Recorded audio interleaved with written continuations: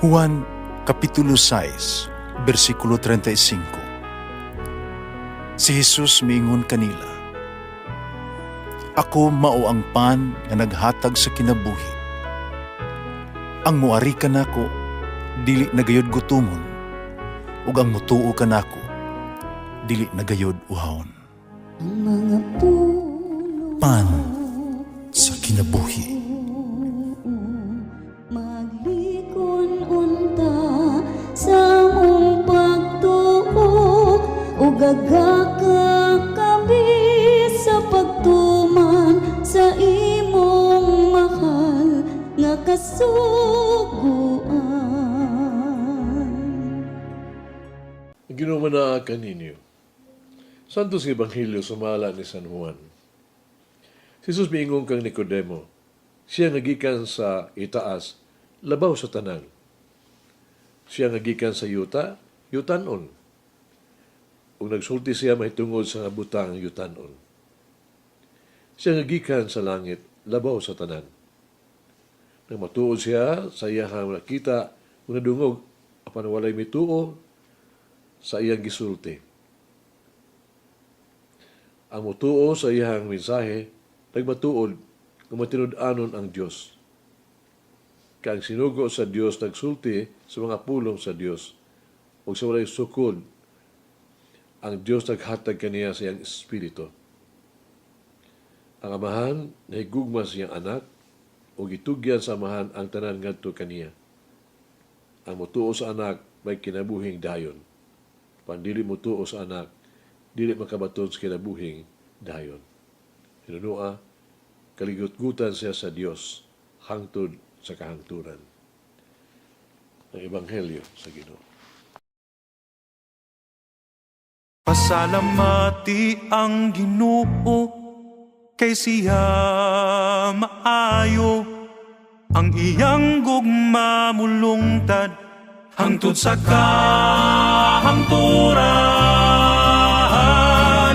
Pasalamati ang Diyos sa tanang mga Diyos, ang iyang gugma malungtaron.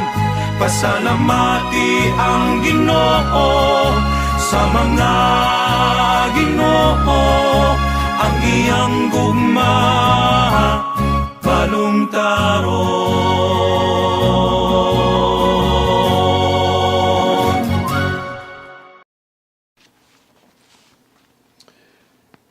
Si Jesus nagikan sa kahitasan, mianhi aron pagdala ka nato sa gasa sa Dios nga walay kondisyon nga gugma. Kini gugmaha nga ipadayag diha kang Jesus, nagtutol ka nato gikan sa kangit-ngit ngadto sa kahayag, gikan sa pagkaulipon ngadto sa kagawasan, gikan sa kamatayon ngadto sa kinabuhi. Tungod ni Jesus, ato masinati kinabuhi isip ka mga anak sa Dios dinhi sa yuta. Hinuna-aduna kita ay kagawasan sa pagdawat o pagsalikwan ng gasa sa pagkaanak sa Dios. Ang pagsalikwan, magdala ka na to sa dalan sa kangit-ngit o pagkawalay kahulugan. Ang mga sangputanan mahimong labi mo makililisang, kinidili malikayan, kamusangpot sa kagulanan o pag-antos.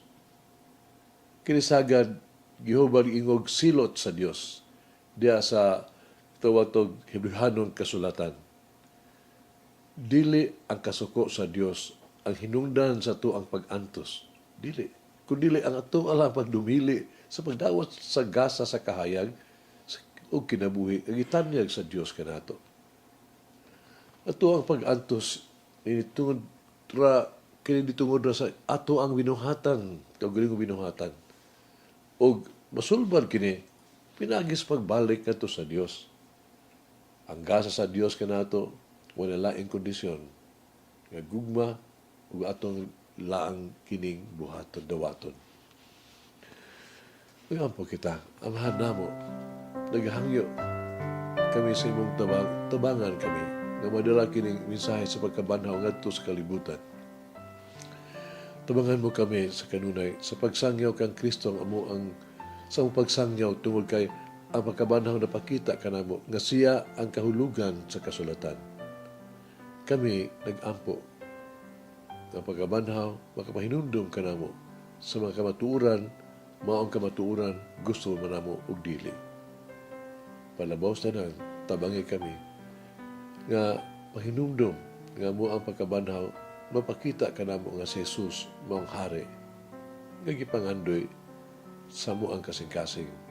Amen. Mama Mary, guide me as I share the mercy of God with others. Langin ang Diyos magagawam sa tanan, Amahan, Anak, Espiritu Santo. Amen. May the Lord of the divine mercy bless us all, heal us from all diseases and suffering. Ayun unta niya kita, tanang mga sakit na sa lawas, o sa kalag, body and soul. In the name of the Father, the Son, and of the Holy Spirit. Jesus, I trust in you. Amen. Whoever eats the bread of life will never hunger, says the Lord. Kay galaan inyong nabati ang pagpaambit ug hamubong pamalandong sa pulong sa Dios pinaagi sa tulumanon pan sa kinabuhi nga gidumala ni Monsignor Daddy Silva. Hangtod na usab sa sunod higayon, daghang salamat. The bread of life.